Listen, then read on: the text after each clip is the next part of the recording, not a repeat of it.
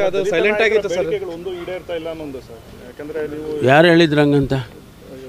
DCM ಸ್ಥಾನಗಳು ಕೂಡ ಅಲ್ಲಲ್ಲ, ಯಾರು ಹೇಳಿದವ್ರು ಯಾರಂಗಂತ? ಅಲ್ಲ ನೀವೇ ಸರ್ ಒತ್ತಾಯ ಮಾಡಿದ್ರಲ್ಲ ಡಿಸಿಎಂಗಳು ಬೇಕು ಅನ್ನುವಂಥದ್ದು. ನಾನೆಲ್ಲೇ ಹೇಳಿದ್ದೆ ನಿಮಗೆ?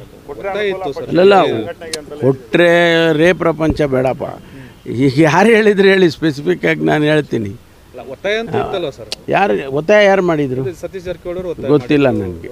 ಅವರು ಹೇಳಿರೋದು ನೋಡಿ, ಸತೀಶ್ ಜಾರಕಿಹೊಳಿ ಅವರು ಜನರಲ್ ಆಗಿ ಮಾತಾಡಿದ್ದಾರೆ. ನಾವೆಲ್ಲರೂ ಜನರಲ್ ಆಗಿ ಮಾತಾಡಿ, ಸ್ಪೆಸಿಫಿಕ್ ಆಗಿ ಹಿಂಗೆ ಆಗಬೇಕು ಅಂತ ಯಾರಾದರೂ ಮಾತಾಡಿದರೆ ಅದು ಬೇರೆ ವಿಚಾರ. ಈಗ ನವೆಂಬರ್ ಕ್ರಾಂತಿ ಅಂತ ದೊಡ್ಡ ಚರ್ಚೆ ಆಗ್ತಿದೆ, ಪುನರ್ರಚನೆ ಆಗುತ್ತೆ ಅನ್ನುವಂಥದ್ದು. ಸಚಿವ ಸಂಪುಟ ಪುನರ್ರಚನೆ ಅದು ಎಲ್ಲ ಮುಖ್ಯಮಂತ್ರಿಗಳಿಗೆ ಕೇಳಬೇಕು. ಬಿಹಾರ ಚುನಾವಣೆ ಮುಗಿದ ಮುಖ್ಯಮಂತ್ರಿಗಳಿಗೆ ಕೇಳಬೇಕು. ಕ್ಯಾಬಿನೆಟ್ ರಿಷಫಲ್ ಇದೆಯಾ ಅವರನ್ನು ಕೇಳಿ, ಅಥವಾ ಯಾರಾದ್ರೂ ತೊಗೊಳ್ತೀರಾ ಇಂಥವ್ರನ್ನ ಅಂಥವ್ರನ್ನ, ಅದೆಲ್ಲ ಅವ್ರಿಗೆ ಕೇಳಿ. ಹೈಕಮಾಂಡ್ ಏನಾದರೂ ಸಚಿವರ ಮೌಲ್ಯಮಾಪನ ಆ ಥರದ್ದು ಏನಾದರೂ ಮಾಡಿದೆಯಾ ಸರ್? ಇಲ್ಲಪ್ಪ, ಆ ರೀತಿ ಏನು ಕಾಣಿಸಿಲ್ಲ. ಅದು ಅವರು ಬೇರೆ ಬೇರೆ ಸಂದರ್ಭದಲ್ಲಿ ಬೇರೆ ಬೇರೆ ನಡೀತಾ ಇರುತ್ತೆ. ಇದು ನಿರಂತರವಾಗಿ ನಡೆಯೋದು. ಇದು ಅದಕ್ಕೆ ಇದು ಅಟ್ಯಾಚ್ ಮಾಡೋದು ಅಗತ್ಯ ಇಲ್ಲ.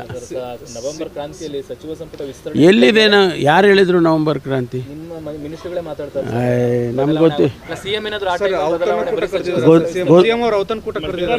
ಡಿನ್ನರು ಅವರು ಹಿಂದೆ ಯಾವಾಗೂ ಕರೆದೇ ಇಲ್ವಾ? ಅಲ್ಲಲ್ಲ, ಅದಕ್ಕೆ ಕರೆದಿದ್ದಾರೆ. ವಿಶೇಷತೆ ಏನು ಅಂತ ನೀವು ಹೇಳಬೇಕು. ಡಿನ್ನರ್ ಕರೆಯೋದಕ್ಕೆ ಏನು ವಿಶೇಷತೆ? ವಿಷಯ ಏನೂ ಇಲ್ಲಪ್ಪ. ನಾವು ಊಟ ಹಾಕ್ತಾರೆ, ಹೋಗ್ತೀವಿ, ಊಟ ಮಾಡ್ತೀವಿ, ಬರ್ತೀವಿ. ಯಾರು? ಅಲ್ಲ, ಏನು ಚರ್ಚೆ? ಅಜೆಂಡಾ ಏನೂ ಇಲ್ಲ ರೀ, ಊಟ ಅದೇ ಅಜೆಂಡಾ.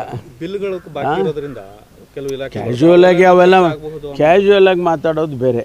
ಸೀರಿಯಸ್ ಆಗಿ ಕೂತ್ಕೊಂಡು ಅದನ್ನು ಸ್ಪೆಸಿಫಿಕ್ ಆಗಿ ಪ್ರೊಸೀಡಿಂಗ್ಸ್ ಮಾಡಿಕೊಂಡು ಚರ್ಚೆ ಮಾಡೋದೇ ಬೇರೆ. ಇದು ಒಂದು ಕ್ಯಾಶುವಲ್ ಮೀಟಿಂಗು, ಊಟ ಮಾಡೋಣ ಬರ್ರಿ ಎಲ್ಲರೂ ಅಂತ, ಭಾಳ ದಿನ ಆಗಿದೆ ಅಂತ ಹೇಳಿ ಕರೆದಿದ್ದಾರೆ. ನಿಮ್ಮ ಪಕ್ಷದಲ್ಲೂ ಕೂಡ ಸರ್ ಬಹಳಷ್ಟು ಒಂದು ಗೊಂದಲಗಳಿದೆ. ಈ ಹೈಕಮಾಂಡ್ ಕೂಡ ದ್ವಂದ್ವ ನಿಲುವು ವ್ಯಕ್ತಪಡಿಸ್ತಾ ಇದೆ. ಈಗ ಸಾಕು ನಡೀರಿ, ಪೊಲಿಟಿಕಲ್ ಕ್ವಶನ್ಸು ಇವೇನು ಉಪಯೋಗ ಆಗಲ್ಲ ಇವೆಲ್ಲ.